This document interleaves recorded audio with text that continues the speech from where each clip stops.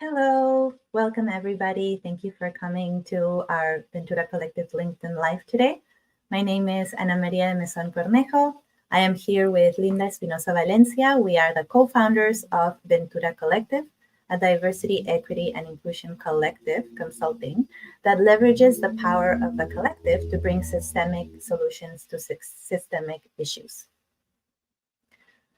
As we acknowledge Intersectional Women's Day, it's not international, it is intersectional, we acknowledge a gap in society's consciousness of who is acknowledged today.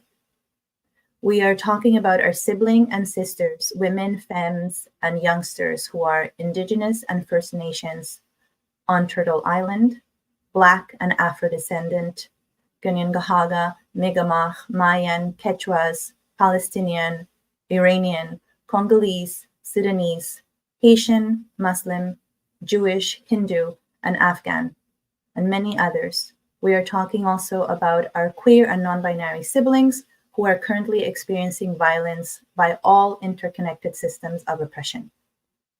We are currently living in Tiohtià:ke, Djibouti, and Katoronto, lands of the Ganyangahaga, Mi'kmaq nations, Mississaugas of the Credit, the Anishinaabe, the Chippewa, the Wendat, and the Haudenosaunee Confederacy peoples. Canada exists as we know it today because of the harmful impacts of colonization and coloniality. We acknowledge the harm of colonization and coloniality that First Nations and peoples of the global diaspora still experience today, particularly First Nations, Black peoples, and those with these and other intersections who experience displacement, land theft, enslavement, violence, genocide, and cultural appropriation.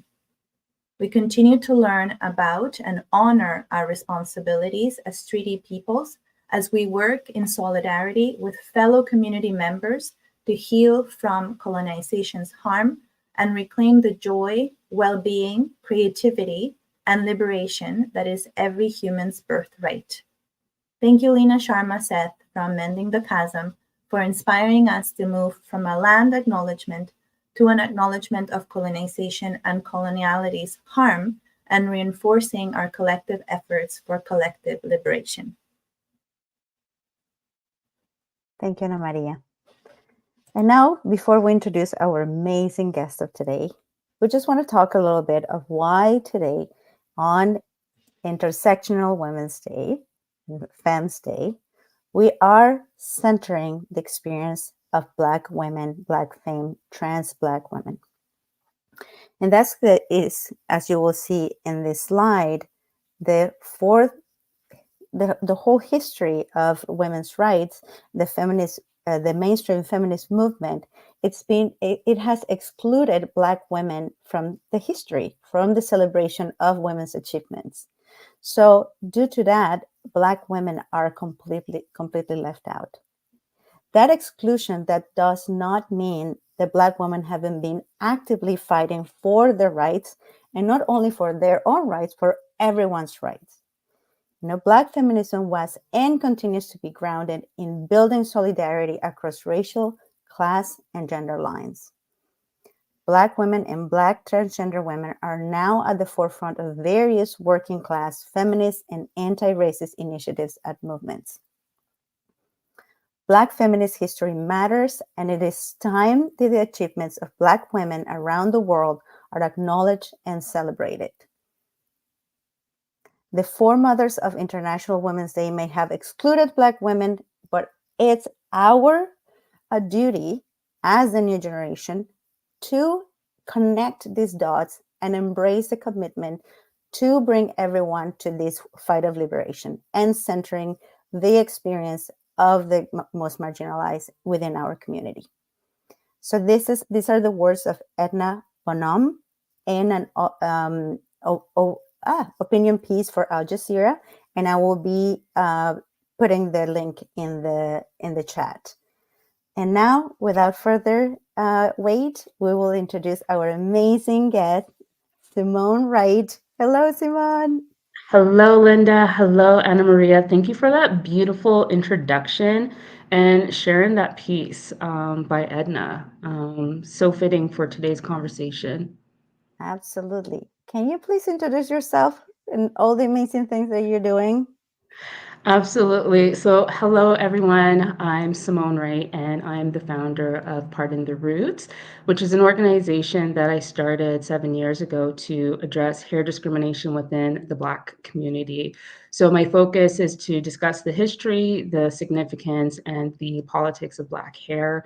And I do this by facilitating workshops with schools, for organizations, and with the foster care system, especially with the foster care system, because we do see that Black and Indigenous children, they over-index in the system and tend to be in households where they're not with people who look like them. So with the foster care system, it's something that is near and dear to my heart in regards to conducting the workshops for them.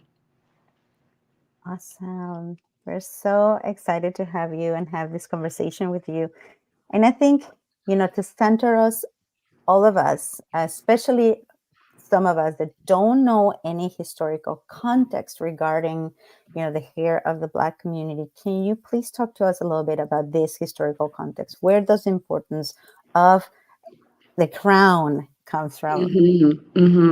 Thanks for asking this question because I think it's so important, especially for people who don't know that historical context, because a lot of individuals just think hair is hair. And I think some Black individuals would prefer for hair to be hair in the sense of some of the things that we deal with. But with hair, for everyone, it is an intimate relationship, and it's also a very public one, and even more so within the Black community, with some of the things that we'll be discussing later on in this conversation and how that impacts us.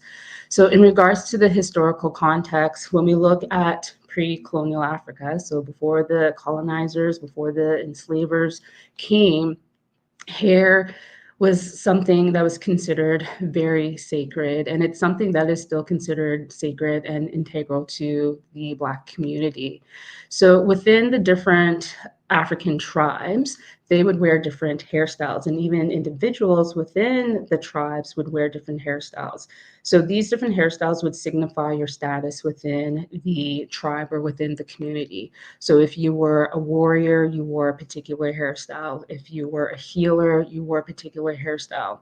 If you were not quite an adult, not really a child, you had a particular hairstyle. So the different hairstyles was a signifier of your status, and it was also kind of like a silent communicator, especially with different tribes. And in the sense of our hair being called our crown, being something that is considered sacred, that comes from the fact that our hair is the most elevated part from our body, meaning that it's the closest to the gods, it's the closest to the divine. So it's something that is very sacred. So when you hear the song "Don't Touch My Hair" from Solange, you understand the importance and the significance behind not touching something so sacred to someone. So, because our hair is considered to be sacred, you always want to have a trusted community member doing any kind of hairstyling, hairdressing. So, during those times, it was a trusted community member within the tribes who was tasked with doing the hairdressing. Because our hair is considered to be something sacred, you wouldn't want someone with bad intentions doing any kind of like styling, any kind of like detangling, any kind of moisturizing maintenance to your hair. So it was always a trusted community member. And you still see that today. I have only a few people who are allowed to touch my hair, who's allowed to style my hair. And the hair salon that I go to here in Toronto, shout out to Crown and Glory, I completely trust them with my hair. And there's a Ghanaian proverb that says, you don't need a mirror if your sister is doing your hair. And that's exactly how I feel when I go to my salon. It's a place where I feel seen and respected. And I absolutely trust the individuals who work with my hair. And this is how it all comes from this, sacredness and active community when it came to hairdressing. And it was also an opportunity for individuals to come and bond together, exchange stories. And this is similar to what you see today with the barbershops and the hair salons. So that's kind of like high level in regards to understanding the importance and the significance with our hair. And when we get into the impact of our hair during the slave trade, there's a lot of context and history behind that, because that's where you really start to see the shameness associated with our hair, the dehumanizing of our hair, and the policing of our hair. So when my ancestors were kidnapped and stolen from Africa and brought here to Turtle Island, a lot of the traditions and rich routines was not brought during that journey. So a lot of the research that I've been doing in regards to hair, I'm learning for the first time, because me being a descendant of the slave trade, my family comes from Jamaica. A lot of the traditions that I've been learning from wasn't passed down to us. So during the time of slavery, when the enslaved Africans were brought to Turtle Island, they were living in conditions that was rampant with animals, different types of disease, lice, ringworm. So this impacted their overall health, which also impacted their hair. They were working long, grueling hours, so they didn't really have the time to do their hair maintenance, and also they didn't have the tools and the resources. So in Africa, in regards to the act of hairdressing, it included using like wooden combs and using oils such as like coconut oil and palm oil. And they didn't have those tools that they brought over with them. So they had to resort to tools that was within their environment. So in order for them to brush or detangle their hair, they had to use metal bristled brush that was used to like comb animals fur or wool. That's what they were using with their hair. And in regards to the moisturizing agents like the oils, they were literally using the leftover cooking grease to moisturize their hair. So when you are living in unhygienic environments, when you don't have the time for self-care, any kind of hair maintenance, and you're just living in atrocious environments under enslavement, it impacts everything from your physical, your mental, your emotional health. So in regards to the hair, because they didn't have the right resources, the tools, or the time to do their hair, a lot of individuals, they were suffering from hair loss, scalp damage. And this is where the shame started to come about. So in a lot of images that you would see of enslaved Africans, they're either wearing hats or they're wearing head wraps. The head wraps was worn for a few reasons. One of them was to protect their hair from the elements such as the sun and insects. It was also worn to cover their hair in shame. So this is where the starting of the shame started, but also the dehumanizing and the policing of our hair. So when you are being compared to animals, like our facial features, our hair was compared to animals, like the texture of our hair was compared to fur and wool. This is where, people really started to feel that shame. And in regards to the policing, just one last point in regards to the head wrap, there was a law that was implemented in 1786 called the Tinnin Law. And this was a law where, at the time, if there were any free Black, Creole, mixed race women who would be able to have the opportunity to style their hair, adorn it with any kind of like gems or seashells, they would attract the attention of men, including white men. And any kind of interracial relations during that time was deemed illegal. It was a crime. So this law, the Tinnin Law, was implemented for these women to wrap their hair up whenever they went out in public. So that was the first sign of policing of Black hair, and this was in the 1700s. So I know that was a lot of information, but this just ties into understanding why our hair is so sacred, why it's so important and sacred, and the starting of the shame associated to our hair and the policing and the dehumanizing of our hair. And I just want to have a little follow up with this because we can see how the ingenuity as well of people that were enslaved, and they find ways to, with the little that they have, to keep up, as much as they could with their hair, and how they Mhm, use it to send messages, how they use it to, create a whole culture, you know, mhm, where they were, kidnapped, and mhm, still moving forward. And it's remarkable, obviously, what were they able to achieve. And then once, like the emancipation happened, or quote unquote, we know that we still have more modern ways of slavery today, but mhm, when that happened, then the beauty standards of, and the shaming of, if you don't have your hair this way, you're not mhm. professional. What we're seeing still today, unfortunately, right? Yes. Mhm. Absolutely. Yeah, thanks for sharing, Simone. And before maybe you would like to talk with us a little bit about those beauty standards, thank you for sharing that and for making it, through our knowledge and wisdom, and making us really see clearly how the systems of oppression truly intersect and overlap, and the tools that we are currently seeing still in place by settler colonial violence, as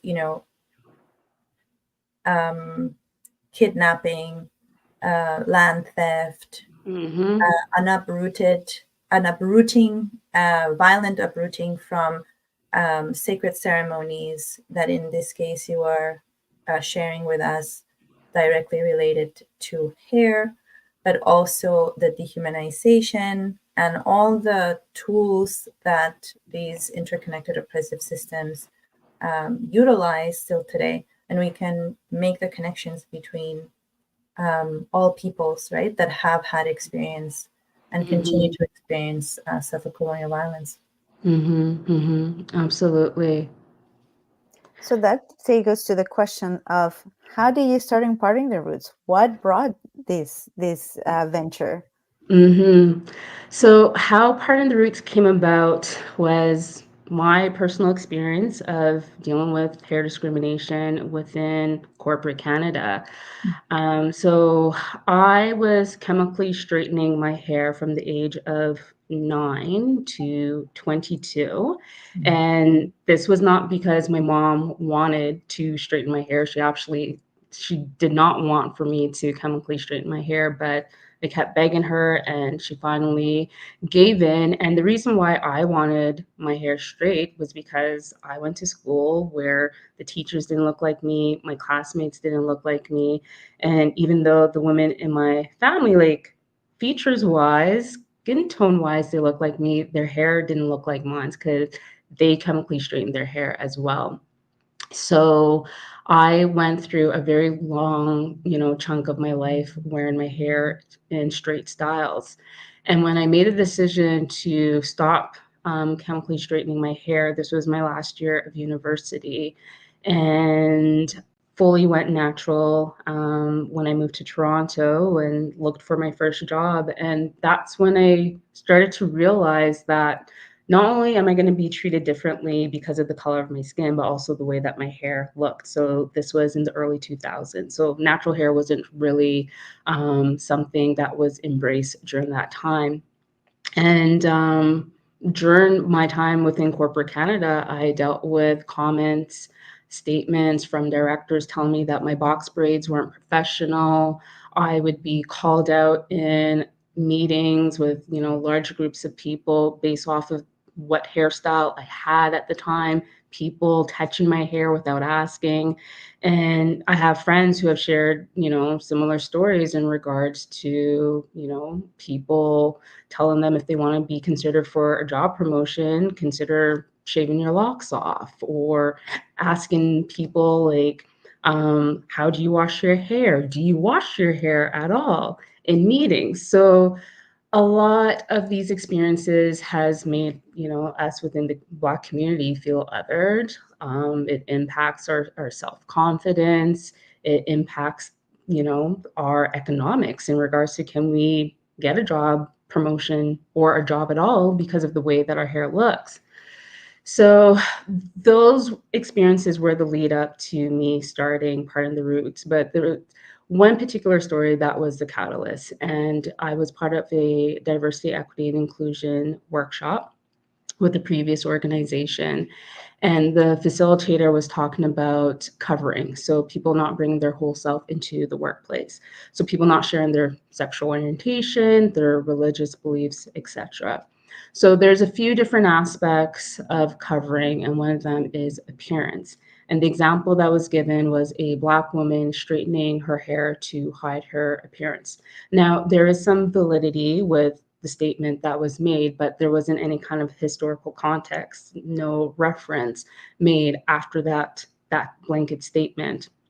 And it was myself and a friend of mine, or colleague who is a Black woman. We were the only two Black women in that presentation. And after the session, her and I were talking with our non-Black colleagues about the workshop, and we did share that we were offended by some of the things that the facilitator shared, but specifically it was about Black women and straightening our hair, because there's many different reasons why Black women straighten their hair, but also too, that historical context was not provided. And some of our work colleagues, came back to us and were saying, well, Black women straighten your hair to, essentially you are appropriating white hairstyles when you straighten your hair. So we had to educate our colleagues in regards to, well, no, there's many different reasons why Black women straighten their hair. First off, when you look at after emancipation, when Black people had to compete in a world that wasn't created for them or by them, they had to compete by altering their appearance. So either lightening their skin, straightening their hair. So that was a very important piece of information that should have been shared within that facilitation. The other thing is that for some Black women, they prefer their hair to be straight, or it's just easier for them to wear their hair straight. But to make that blanket statement of straightening your hair to hide your appearance, yes, there's some validity around that, but there needed to be more context provided. So when that happened, I came home and I was sharing with my partner what happened. And he said to me, we'll do something about it. And I said, you know what, I'm going to. So that's when I started to do the research in regards to Black hair or Afro textured hair. And as I mentioned earlier, being a descendant of the transatlantic slave trade, a lot of those routines and traditions wasn't brought over. So I started my research and I learned so much information. And I said, you know what, I'm going to post this and share this on my personal Instagram account. And that's what I did. This was back in 2017. And I did this not only for non-Black individuals, but I did it for the Black community as well, because I feel like a lot of us don't know that deep-rooted history. And that's how Parting the Roots came about. So it was, started off as a passion project, and now it's a grassroots organization. Thank you, Simone. And what we're gathering is, how you are explaining to us that these types of caring rituals, it's coming to mind, and ceremonies, and what you are teaching us in, you used a word that now I lost it, like hair. It wasn't adornment, but it was care. I forgot. Oh, like the hairdressing. Yes. And so yes. all these steps and loving support for hairdressing is something that now you are conveying through Parting the Roots and the cards Mhm. that you have developed. Could you tell us a little bit about the cards itself themselves and how they are supporting you and other Black women and other people in the community? Absolutely. So, yes, I launched Messages from Nana last year, February of 2023. And this was a project that started the year before. So, it was the summer of 2022. And how this idea came about was I did a workshop for a school here in Toronto, and I was working with a bunch of Black female students. So I was scheduled to work with them for an hour. And I ended up staying on the call with them for an additional 30 minutes because some of them were sharing with me some of the things that they're going through in regards to their ballet teacher telling them that they have to wear their hair in a particular hairstyle, but physically they couldn't. Um, Other students were sharing how kids in their class were putting pieces of paper or pens in their hair. People commenting that they should be wearing their hair straight and not curly. So I left that session feeling a little disheartened because I was like, it's 2022. This is the same thing that I was dealing with 30 years prior. And I was thinking, what can I do to provide a sense of like self love, upliftment, and empowerment for these individuals, and not only for the younger generation, but at anyone at any age, because as I mentioned, here it is an intimate relationship, but it's also a very public one, and especially within the Black community. I'm in my 40s. My friends, they're in their 40s as well. And we do have some of us, complex relationships when it comes to our hair. So what I did that summer was I just started free writing. I essentially was writing rebuttals and like retorts to things that was said to me, done to me, as well as conversations I've had with family and friends and things that happened to them. And that's how I was able to create a 52 card deck of Black hair affirmations. I wanted to create something that was tangible for people to, pull a card every day, to use a card as a bookmark, or you could, like put it up on your mirror to read your affirmation on a daily basis. But this was something that was created with a lot of love and care and intention, because it was something that I probably would have appreciated at the age of 9 prior to me getting my hair chemically straightened, for me to, appreciate and love the authentic, beautiful curls that I was blessed with. So that's how Messages from Nana came about. And it's a product that's not only for the Black community. I do advocate that anyone can use it, especially use it as an educational tool, just to have a little bit of understanding about Black hair, and especially for mixed race families. I think it's a very important tool for these families to have this, especially if one of the parent isn't Black. It's an opportunity for them to, like bond and connect with their child and learn at the same time. And they're beautiful. We have gifted some of those to some people in our community, and they absolutely love them. Thank you so much for creating such an amazing product. As you said, focusing on the Black community, but as you said, everyone could use some Mhm. affirmations of whatever our hair looks. It's okay, right? It's who we are. Absolutely. Absolutely. And thank you for the support. I truly appreciate it. Of course. And stay tuned because we're going to give away 2 sets of cards at the end of this session. So please don't go anywhere. We're going to keep talking with Simone. That she's amazing. And I want to talk a little bit more about the impact of hair discrimination that happens in the workplace and anywhere else. But especially we spend so much time at work that, this impact, or school, for younger people, and this Mhm. impact is really, really insidious, and it lasts for many, many years. So can you please talk a bit more about that? Yeah, absolutely. I do want to spend a good amount of time on this conversation. So, For folks who don't know what hair discrimination is, it essentially is the discrimination of textured hair, and it is something that is rooted in systemic racism. So, as I mentioned from the historical context in regards to comparing our features, the texture of our hair to animals, this is where you see that rootedness in regards to the systemic racism. And so, in regards to hair discrimination, it impacts the Black community on so many different levels. When you look at mental health, it impacts our self-esteem in regards to trying to conform, whether if it's in the workplace, whether if it's within the school system, whether if you're dating, like the impact on the self-esteem is something that's real and serious. It impacts us from our physical health.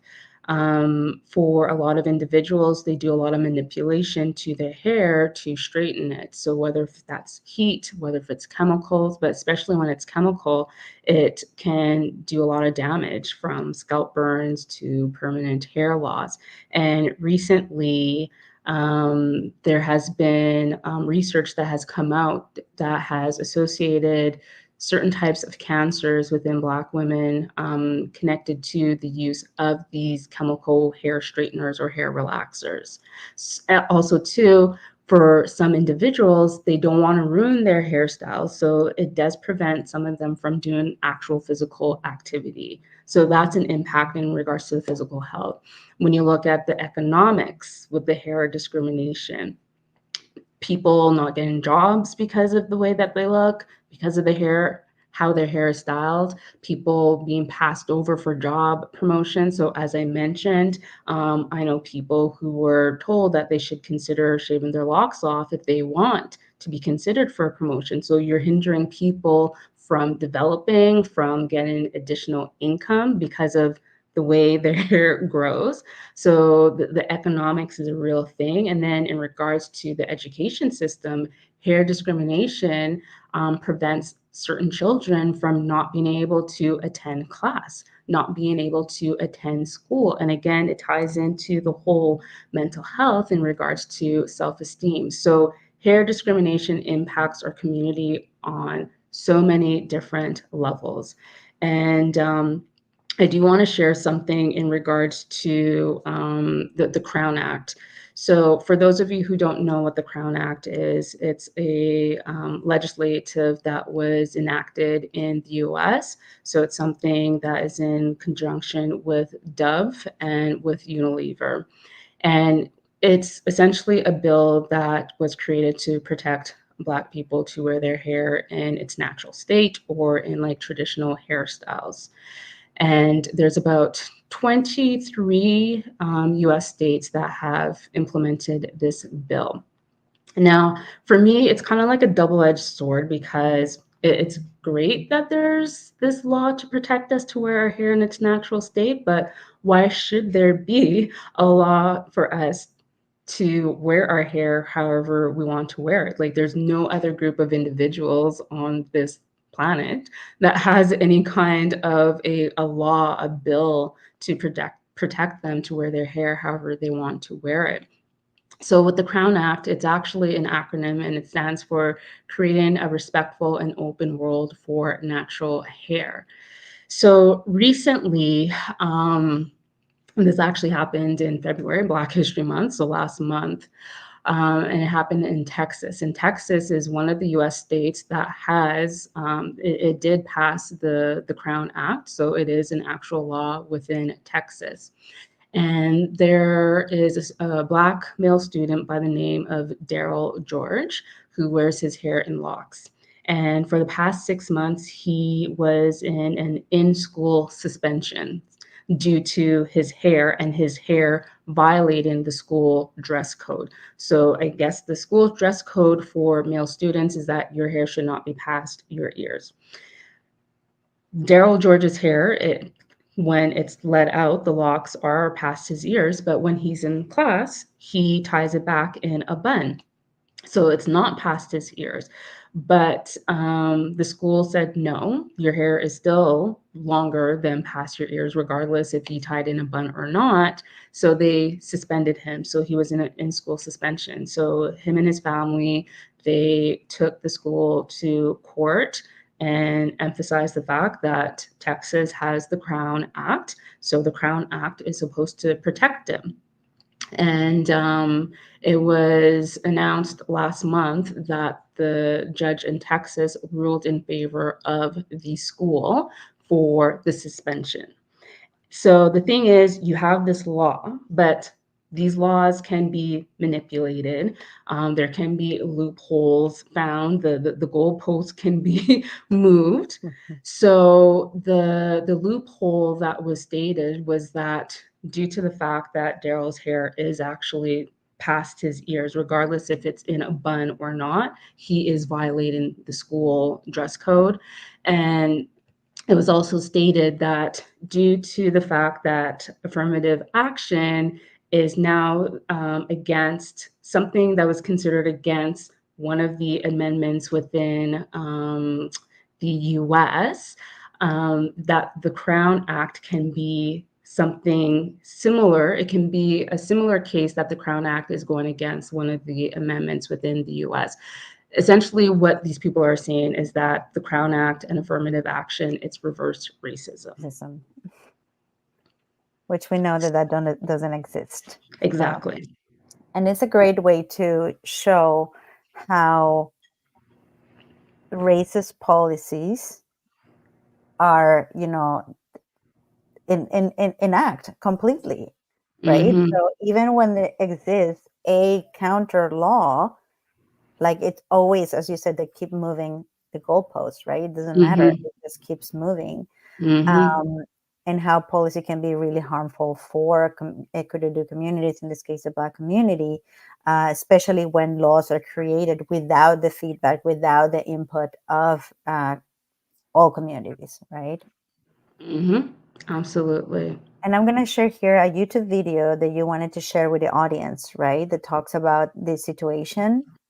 Yes, like folks, they can listen to it on their own time. It's about 10 minutes long, but it does a recap of what happened with the student and that the outcome of the judge ruling. But I do want to share that the family, they are going to be going through the appeal system because it's absolutely a ridiculous situation. The law is the law in the US.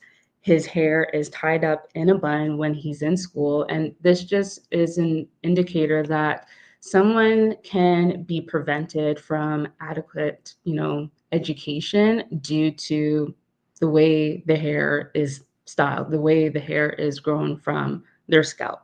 So that should not be, any kind of a hindrance of someone getting a job promotion, someone getting an education. Our hair is not a skill set. Our hair is not going to prevent us from learning, absorbing information, getting educated. So these are the things that we really need to start calling out. And again, it's a double-edged sword for me in the sense that there's a law to protect us, but why is there even a law in the first place? You know? Thank you, Simone and Linda. And also, like Linda was mentioning, right, these policies, like that policy of a hair being a certain length and, in summary, short, is Mm-hmm. also quite representative of the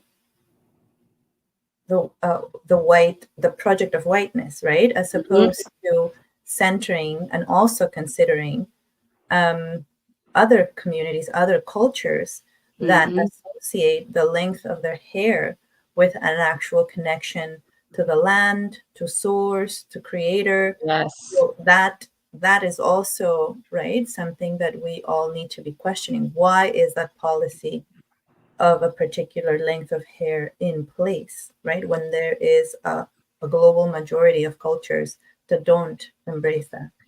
Absolutely. You look at, India, indigenous people all over the world. And thanks for bringing that up because I do want to share that here in Canada, we don't have the Crown Act. But I do want to share that MPP Jill Andrew, who is a representative of the NDP here in Ontario, she has something that she has created called Protecting Our Crowns. Right now, it's in the petition phase. And this is not specific for the Black community. It's something that is both for the Black, Indigenous, racialized communities, and individuals who wear any kind of head coverings. It is essentially something similar to the Crown Act, but something to protect us within those communities, for us to be able to wear our hair however we want to wear it, for us to be able to wear whatever head covering, head dressings that we want to wear. So that is something that is in the works here in Ontario, but I hope that it's something that can be spread across within Canada, because it happens here in Canada. It's not just in the US. There's examples of employees at the AGO, so the Art Gallery of Ontario. A Black individual was told that their hairstyle would scare customers. You have individuals who worked in retail or within restaurants who were told that their box sprays weren't professional, or that they had to put their hair in certain hairstyles. And even within the school system, this was a couple years ago, a Black female child was suspended from school because of her afro. So it happens here in Canada as well. It's not just a US thing. Absolutely. That's very important to mention, because sometimes in what we call today Canada, we're very easy to point out down south and say, like, they're doing, when in reality it happens here as well. It Mm-hmm. happens in school, it happens in workplaces, it happens everywhere. So when we acknowledge that, we're able to change it and demand change from our our organizations, from our elected officials, and Mm-hmm. we can create a more inclusive society for everyone, right? So thank you Absolutely. for saying that. And taking this as a perfect segue to move on into, how can we support, you know, everyone, really everyone, especially the Black community, that to bring their crown to workplaces, to wherever they go, through policy, right? Through it, instead of having just good intentions to say, like, oh yeah, we accept everyone.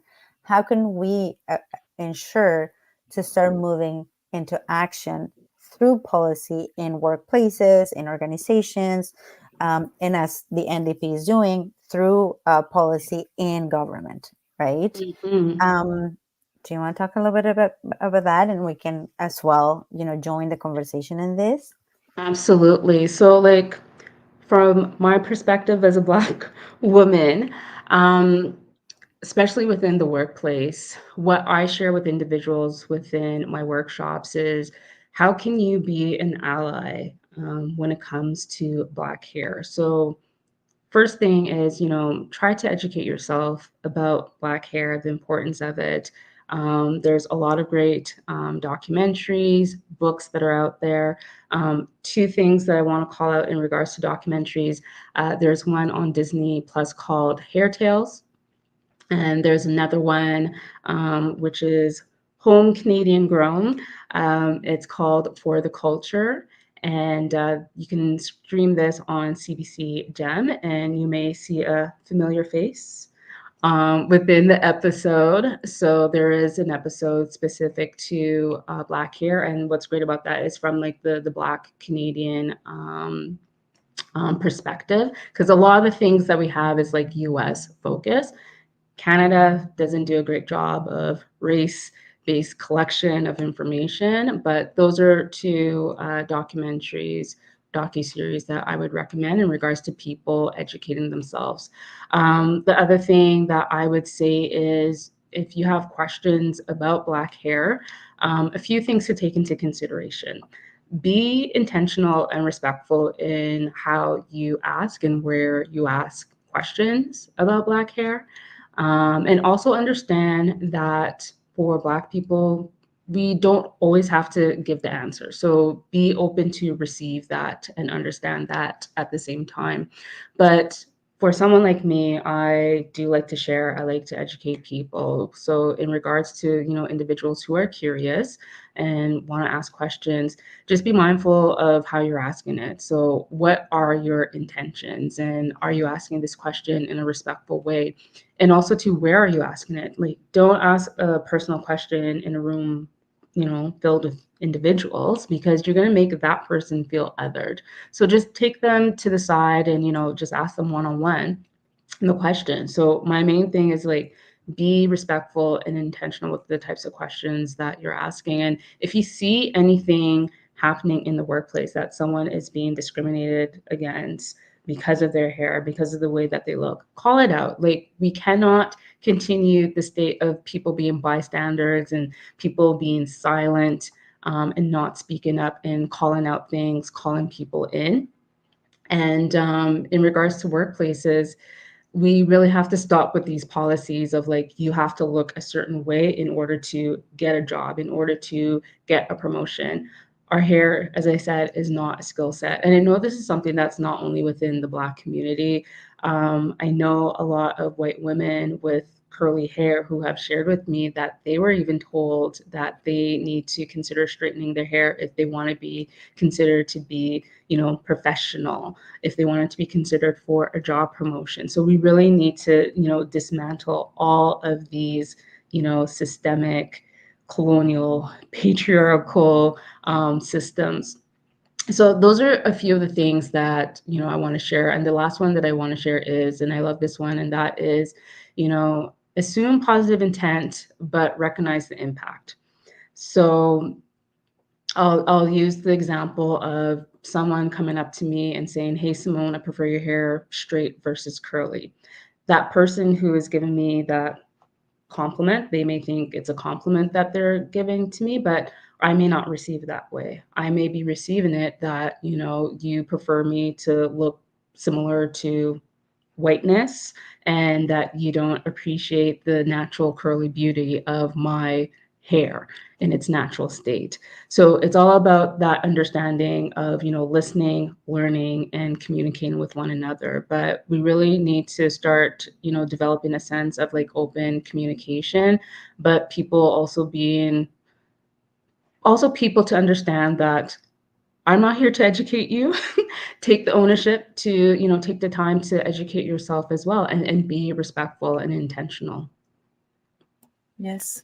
Thank you, Simone. And something that comes to mind is that let's not center our curiosity, right? When we ask questions, we need to center our understanding of our collective Mm-hmm. and our interconnectedness, right? We need to Mm-hmm. center that when we are trying to create bridges and trying to create community, or in our efforts to create community, with the understanding that our liberation is interconnected. So not Absolutely. from a place, I almost want to say like not from a place of curiosity, because it doesn't matter how curious we are.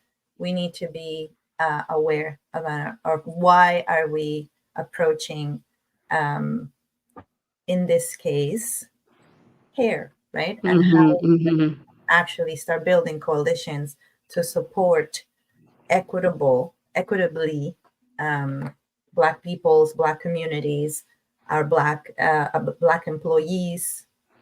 So, Mm-hmm. Absolutely.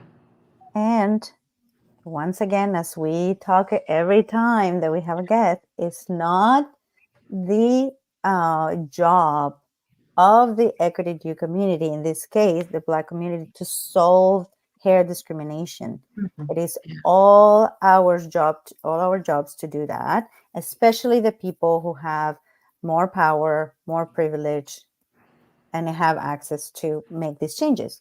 So, Mm-hmm. and when we're talking about places of work, it is the job of CEO and all the leadership team to make sure that they're creating policies that are inclusive, that are equitable for different equity communities. In our case, we utilize the Diversity and Inclusion ISO 30415 that actually embeds equity, diversity, and inclusion in organizations. It helps you to create policies that are actually inclusive, are actionable. There's KPIs, there's roles and responsibilities attached to this.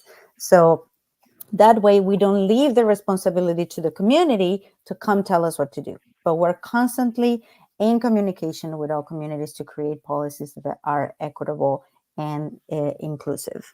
Mm-hmm. Yes. And as Edna Bonhomme wrote in that article, right? Like, and I'm going to quote it again, Black feminism was and continues to be grounded in building solidarity across racial, class, and gender lines.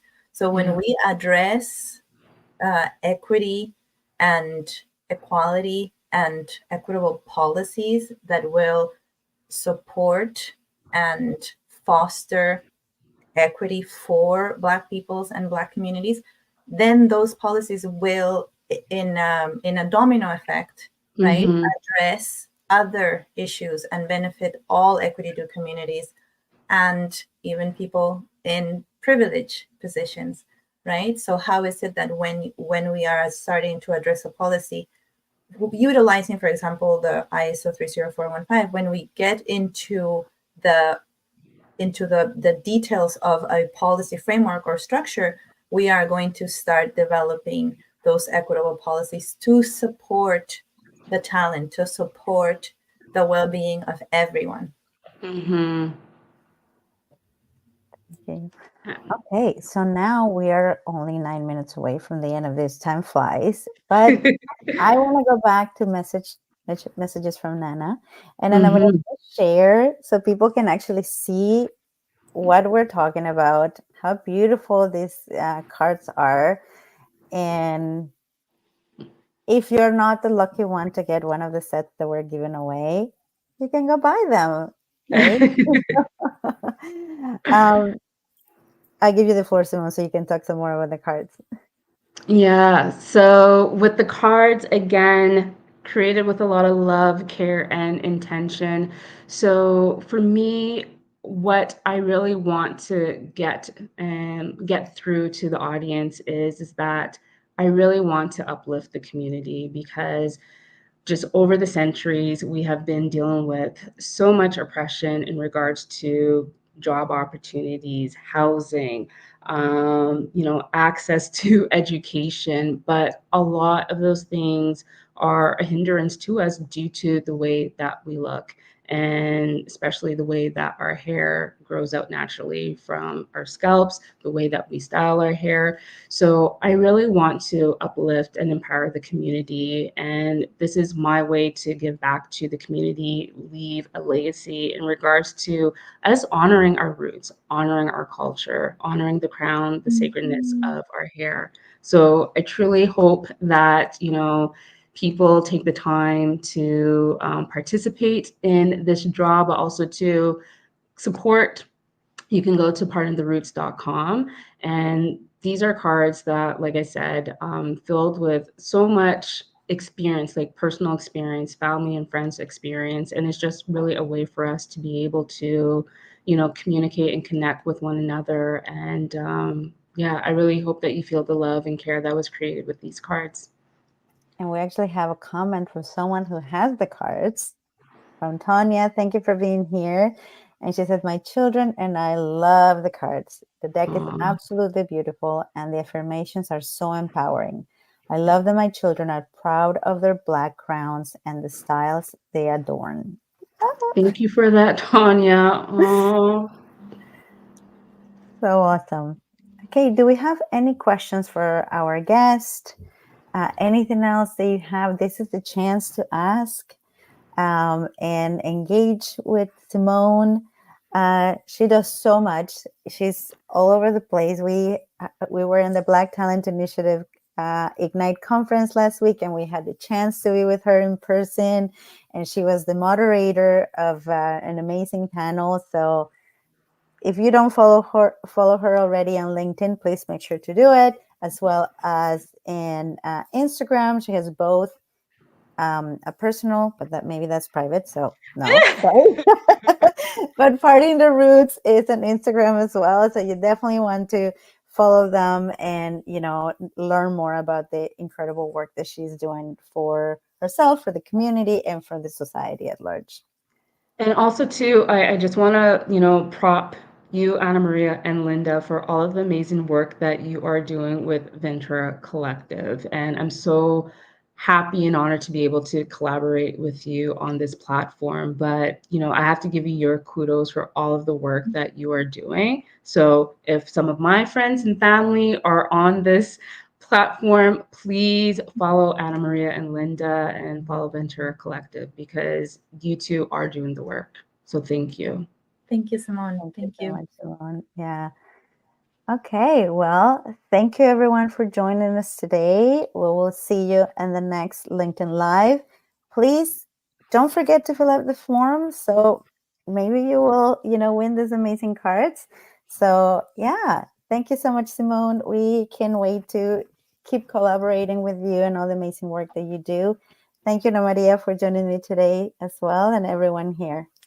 Thank you, everyone. Thank you, Linda. Thank you. Bye, everyone. Thank you.